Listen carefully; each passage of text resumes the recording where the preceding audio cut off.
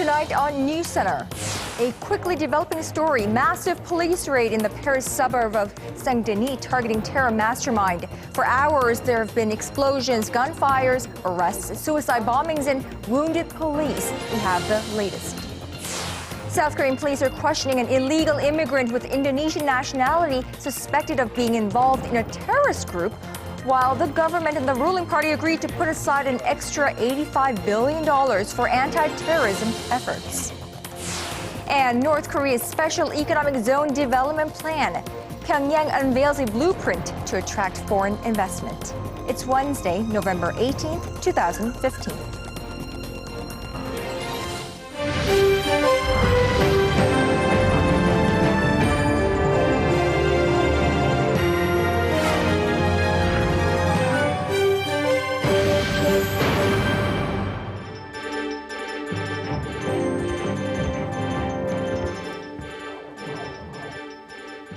We want to welcome our viewers in Korea and all around the world. I'm Moon Conn-young. President Park Geun-hye is in Manila to attend the Asia-Pacific Economic Cooperation Summit set to kick off tomorrow. Well, the day before, the Korean leader met with business leaders from the 21 APEC economies. Our Hwang Sang-hee is traveling with the president, and she joins us from the Philippines. Sang-hee, what was on the president's agenda on the second day of her three-day stay in Manila? Conn-young, President Park met with the APEC Business Advisory Council, which is the private sector's voice in the APEC. The ABAC is made up of 2 or 3 business leaders from each APEC economy, and the meeting has been held every year since 1996 on the sidelines of the annual summit. Now, what's important about the meeting is that it provides an opportunity for the council to present the business sector's policy recommendations to the leaders ahead of the APEC summit. At Wednesday's talks, President Park said fostering the service industry is key to the growth of the Asia-Pacific region. President Park stressed the importance of the fostering of the service industry for the growth of the Asia-Pacific region and the creation of jobs for youth and women, and proposed regulatory reform as a key agenda for the improvement of the service industry. She said that since the service industry accounts for 2/3 of the region's GDP, it's an effective way to create more jobs. President Park shared Korea's drive for regulatory reform in promising service sectors like tourism and education. On the topic of sustainable development, President Park said Korea takes tackling climate change as an opportunity for creating future growth engines. She referred to South Korea's self-sufficient island project in Peru that aims to provide electricity to fruit processing plants with solar power generators and energy storage systems. Now, all this comes just a day before Thursday's APEC summit. This year, 21 world leaders will be putting their heads together for ways to build inclusive economies, and they will be releasing a joint statement after the summit. Conn-young? Thank you, Sang-hee. That was our Hwang Sang-hee reporting from Manila. Now, on the sidelines of the APEC leaders meeting, President Park Geun-hye held back-to-back summits with her Canadian and Filipino counterparts. For more, we turn to our Lee Soo-eun. Wednesday's summit between President Park and Canada's Prime Minister Trudeau was their first meeting since Mr. Trudeau took office early this month. Opening the talks, President Park expressed hopes that Canada will see real change under Trudeau's leadership, as his father had done when he was in office. Trudeau said that their bilateral free trade deal was a great one and expressed hopes for closer business ties.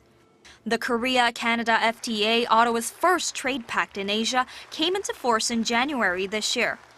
With the Philippines President Benigno Aquino, President Park asked for bolstered protection of South Korean nationals there. The Southeast Asian nation is notorious for having the most number of crimes targeting South Koreans, with 9 South Koreans murdered there this year alone. Mr. Aquino said the Philippines will consider expanding protective measures for South Koreans living and visiting the nation. He also reiterated Manila's support for President Park's North Korea policy based on building trust. Lee Soo-eun, Arirang News. Here in this country, police are questioning a man carrying an Indonesian passport for his possible involvement in a foreign terrorist group. Local authorities say they're now expanding the investigation to see if he was in any way in the works of orchestrating a terrorist attack. Our Kim Ji-yeon has the details.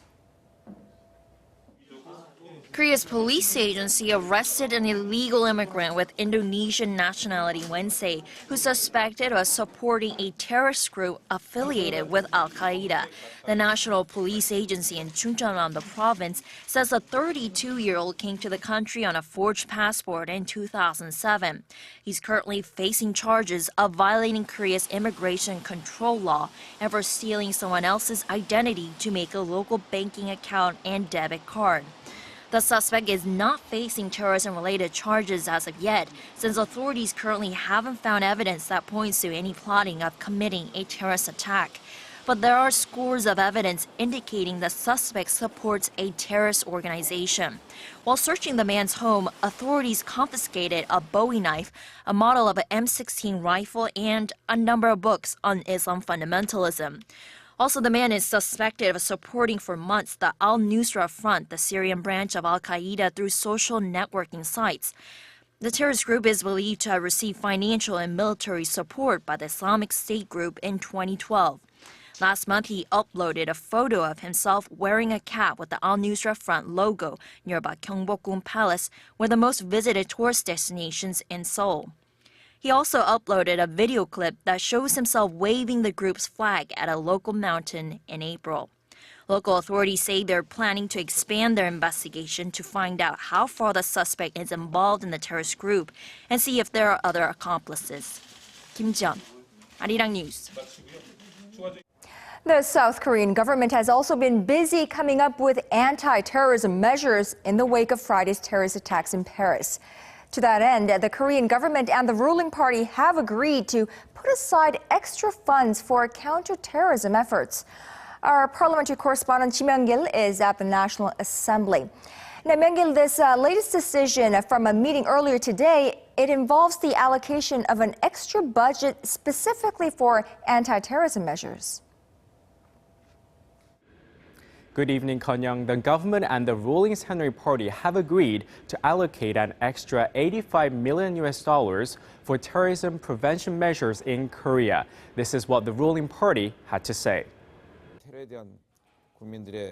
I believe the newly allocated budget that we agreed upon with the government will help improve the safety of Korean citizens and enhance national security.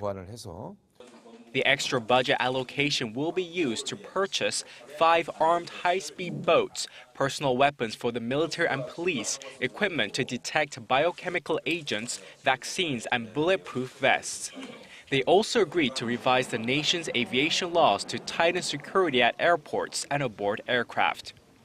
The government also plans to revise related legislation to make it mandatory for Korean nationals living overseas to provide fingerprints when entering the country if they plan to stay more than 90 days. They are currently not required to do so. Also, foreigners and Koreans living overseas who depart Korea will have their personal information screened by Korea's Justice Ministry before being given a boarding pass. As part of the planned changes, rival parties activated relevant parliamentary committees on Wednesday to discuss legislating anti-terrorism bills. The country's first anti-terror bill was proposed in 2001, following the U.S. 9/11 attacks, and a number of anti-terror bills are still pending at the National Assembly. Conn-young? Right, the approval of those bills will be quite timely now than ever. Thank you, Myung-gil, for that. Our Ji Myung-gil from the National Assembly. Now, staying in Parliament, we're learning today from the Intelligence Committee meeting that hundreds of Syrians have recently applied for refugee status here in Korea. Our other parliamentary correspondent Park Ji-won has more. Korea's National Spy Agency reported to the Parliament's Intelligence Committee meeting Wednesday that 200 Syrians have arrived in Korea this year alone, and they are currently waiting to obtain a refugee status. As the meeting took place behind closed doors, the information was revealed by lawmakers who attended the session.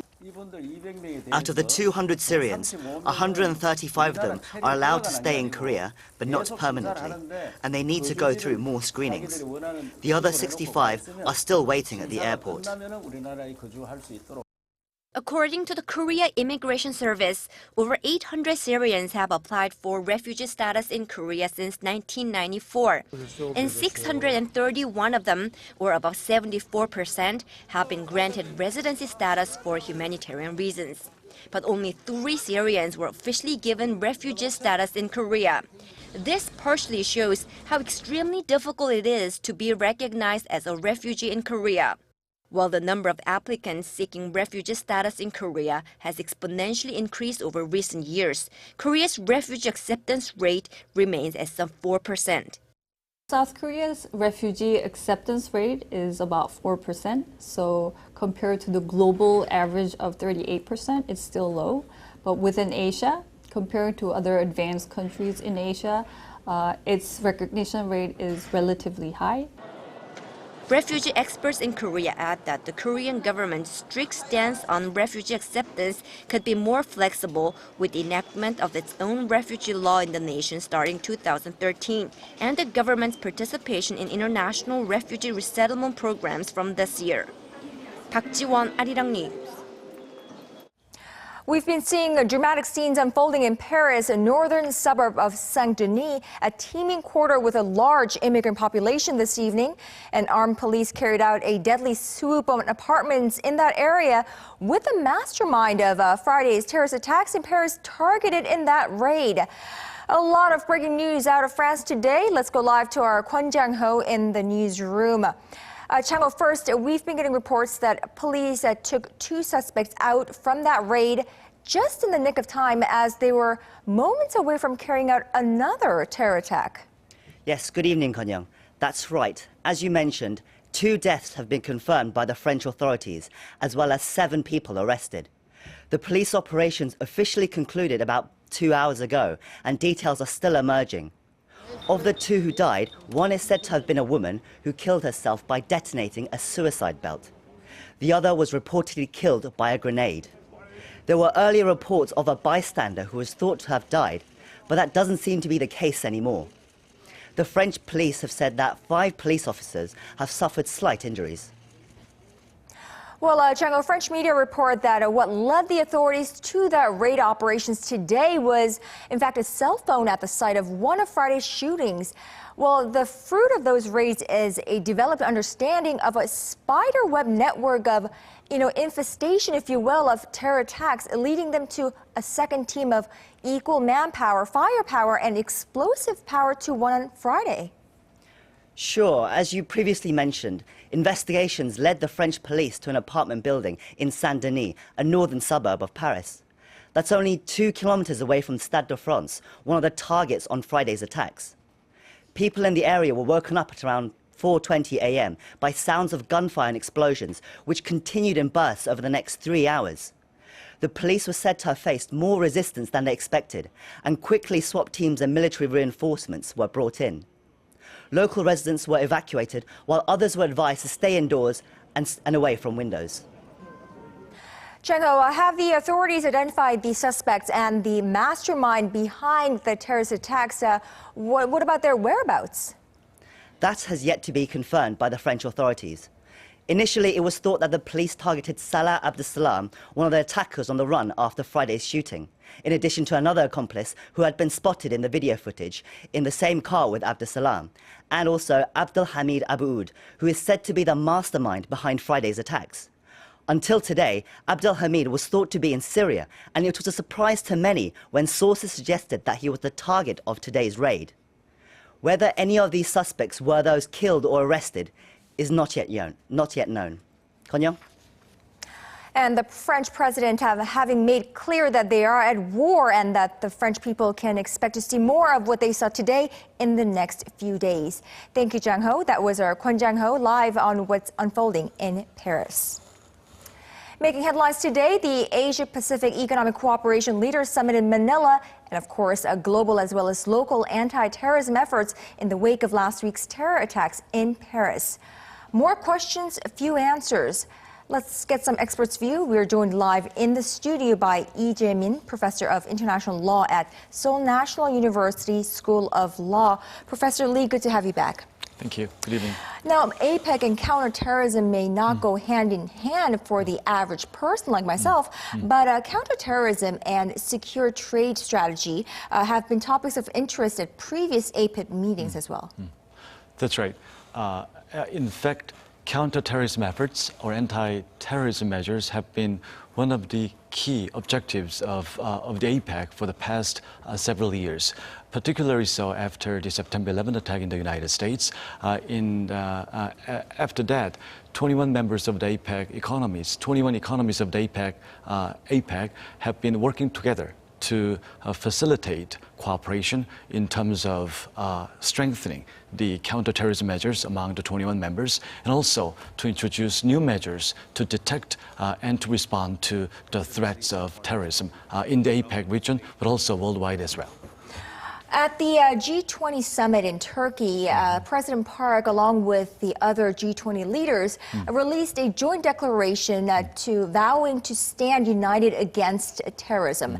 Now, what specific role is Korea going to play, or what role is Korea playing right now? Perhaps it's still a little bit too early to tell, but usually when the global community faces a crisis like this, then there will be a decision, perhaps by the United Nations Security Council and also other entities like G20. And there may be some specific actions which may involve sometimes a military response, but also economic sanctions as well. And Korea has been largely participating in the economic sanction part, such as in Libya or in Iran. Korea has been required to participate in the economic sanction activity because that is an obligation imposed by the United Nations. So I think perhaps in this instance as well, Korea will be required and will be participating in the economic sanction if one is ever adopted by the United Nations. So measures will be taken after a declaration or a measure is taken by the United Nations. Right. Usually in the form of resolution to be adopted by the Security Council. Okay. So we'll have to be stay tuned. Right, we'll have to be on the watch out for that. Last but not least, Korea's intel agency has released reports that there are hundreds of Syrians who have applied for refugee status here in Korea. What is Seoul's stance on taking refugees? Does the country stand by or abide by the international law on refugees? Yes, there is an international law which regulates the immigration issue and also the acceptance of refugee issue. So Korea has been following international law, and Korea has adopted domestic laws and regulations in accordance with international law. So Korea has been applying international law standard in terms of evaluating and in terms of accepting the applicants of asylum, foreign asylum applicants, according to our laws and regulations. And as you just mentioned, the number of asylum seekers in Korea has been increasing, actually increasing quite rapidly. And now we are seeing, again, the report today that there are refugees from Syria. So mainly the refugee seekers are from the Middle East and Africa. And the number has been increasing, and I guess the number will be increasing steadily, at least for the time being. And what is Korea going to do about the increasing number of refugees? The legal requirement imposed by the international law is that Korea must evaluate whether or not a particular applicant will be subject to suffering or persecution in their home country. If that is the case, then Korea is required to evaluate the situation based upon evidence. And if evidence is strong and the situation is proven, then Korea is required to provide asylum to the eligible applicant.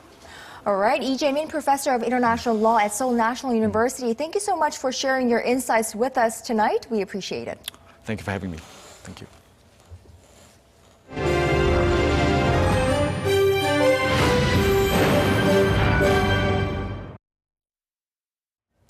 North Korea has unveiled a detailed plan to develop one of its special economic zones.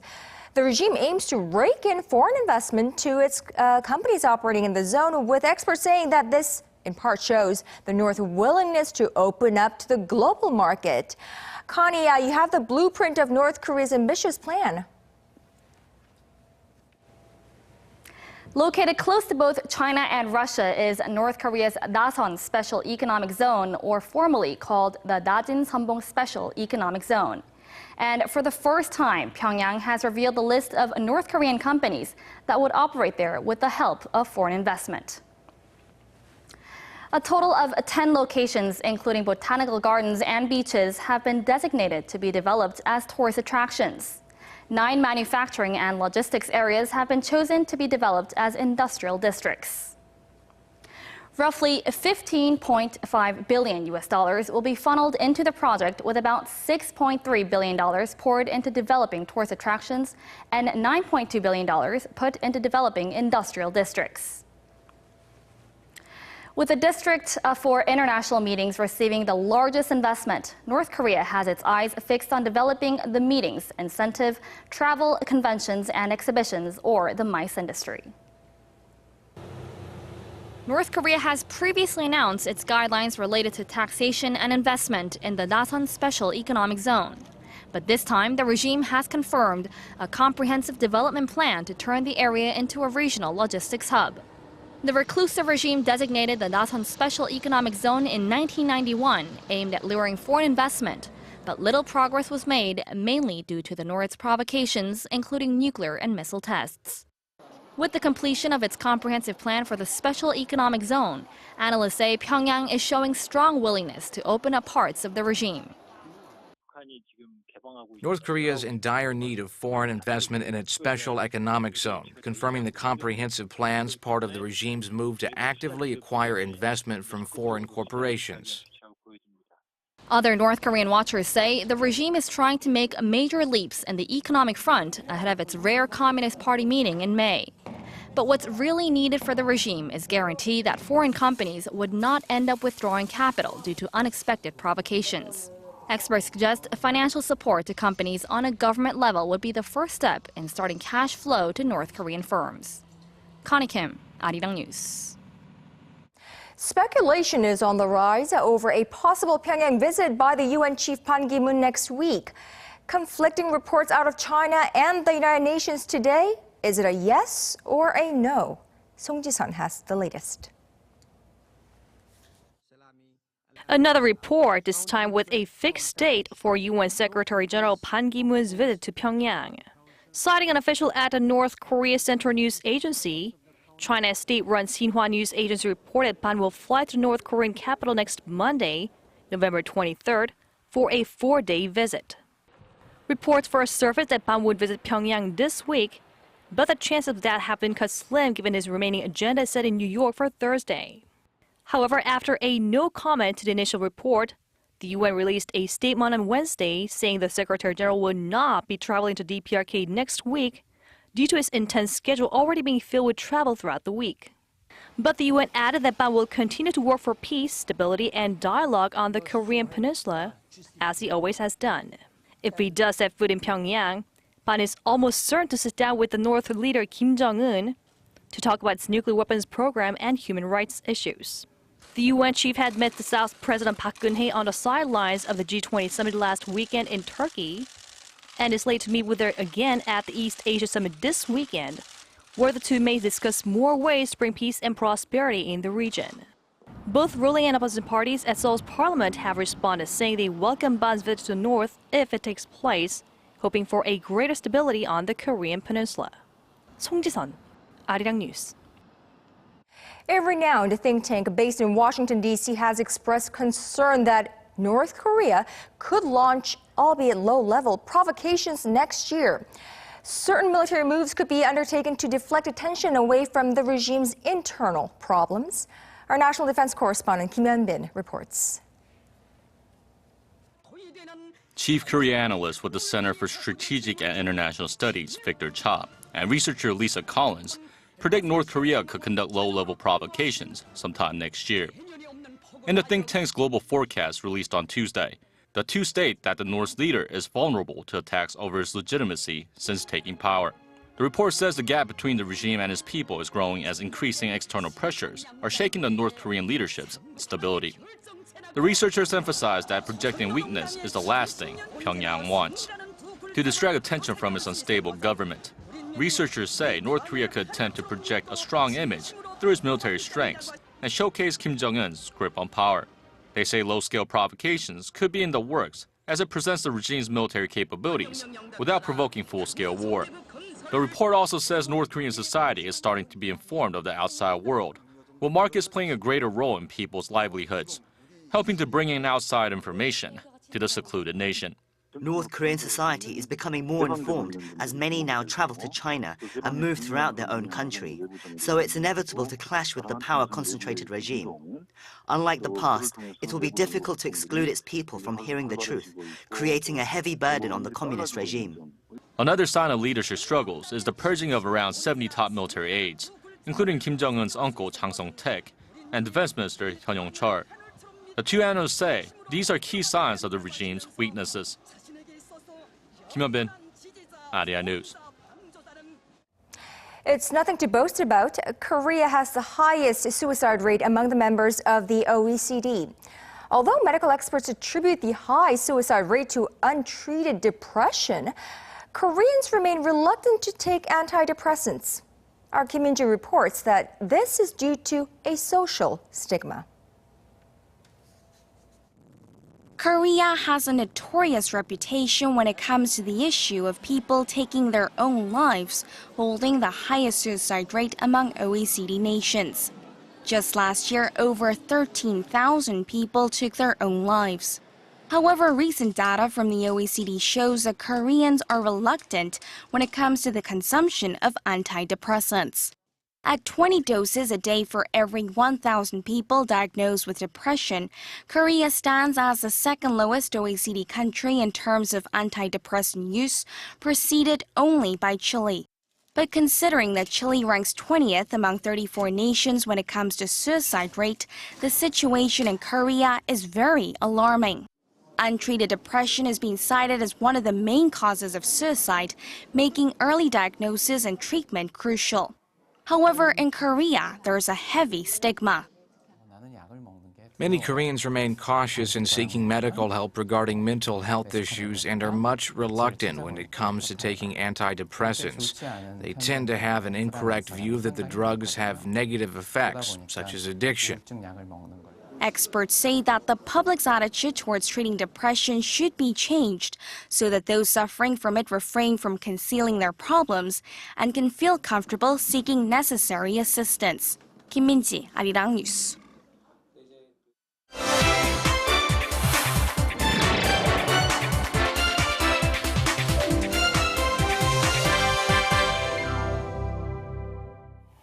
Bangladesh will put 2 opposition leaders to death for war crimes. Bruce Harrison joins me live in the studio. Now, Bruce, these men, they committed crimes, terrible, terrible crimes decades ago. But some experts are saying, or some are saying, that the government has actual political motives in this. Hello, Conn-young. Party leaders Ali Mujahid and Salahuddin Chaudhry deny committing such crimes, including torture and genocide, decades ago during the Bangladesh War of Independence in 1971. And as you said, some do see this as a political purge, including rights groups, purge by the ruling party. So, Bruce, what kind of options, if they do in fact have any, do these men have to avoid the death penalty? There's just one, mercy. This was their final appeal. The Supreme Court upheld the convictions for both of the men, so they only have one option, and that's to go to the president and ask for clemency. A handful of opposition politicians have been found guilty of war crimes since the government launched an inquiry in 2010. Islamists say it's a politically motivated campaign to weaken the leadership of Mujahid's party, Jamaat-e-Islami. 2 Jamaat leaders have been executed since 2013. They chose not to seek clemency, and Mujahid and Chaudhry could be put to death at any time unless they pursue that option.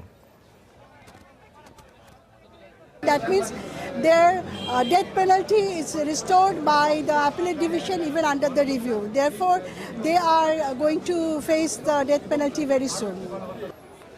Mujahid was found guilty of murdering intellectuals and minority Hindus while he led forces during the Bangladesh War of Independence. East Pakistan broke away to become independent Bangladesh after the war between India and Pakistan. About 3 million people were killed. New Zealand rugby legend Jonah Lomu has died. He was 40. The All Blacks player was considered by many to be rugby's first global superstar. His team's doctor said Lomu's death was unexpected, even though he's battled kidney disease for 2 decades, including a transplant in 2004. He was awaiting another transplant and undergoing dialysis when he suddenly died. Condolences have poured into New Zealand from around the world. Prime Minister John Key said Lomu had a real affection for the New Zealand people.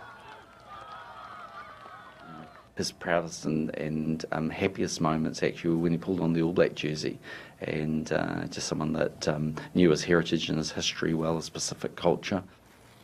Lomu's powerful play changed the wing position of rugby forever, despite his relatively short career professionally because of kidney disease. Well, his story is one of never giving up. He almost didn't make the roster for the '95 World Cup tournament. That's right. Would have been a huge mistake for New Zealand. He went on to play very well in the '99 World Cup as well. And all along, like I mentioned, he was fighting kidney disease. Right. Well, 2 lessons from here. Never give up. Keep knocking on that door. And 2, never underestimate a determined man. There you go. All right. Thanks, Bruce. I'll see you tomorrow.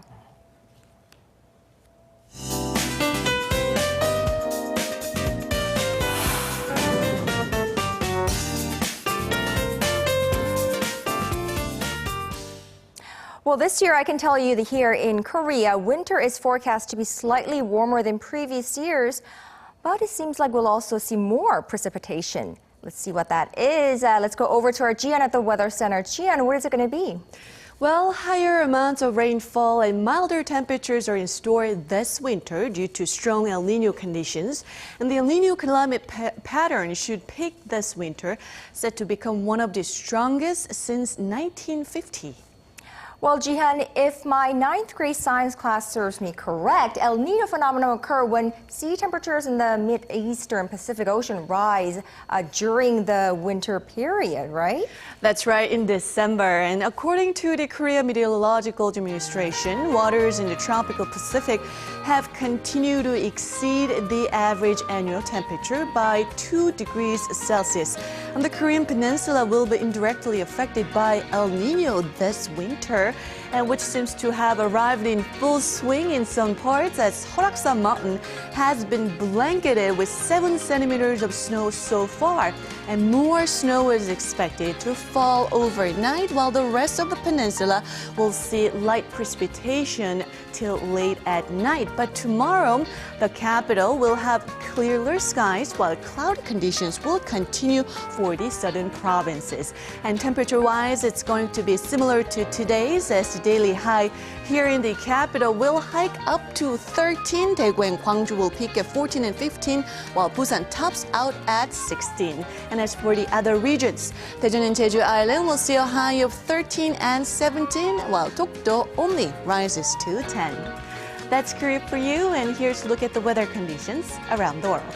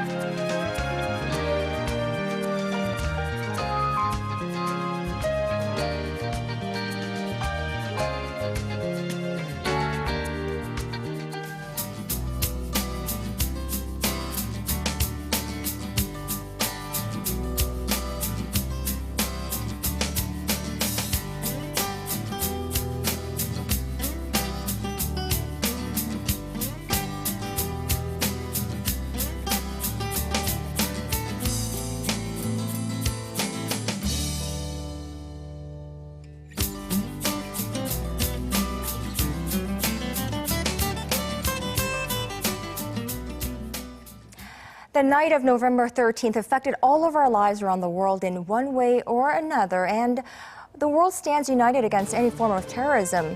At the same time, it would be important to note the differences between members of ISIS and people of the Islamic faith. That is our broadcast on this Wednesday evening. I'm Moon Conn-young. Thank you all for watching, and we hope to see you right back here same time tomorrow on NewsCenter.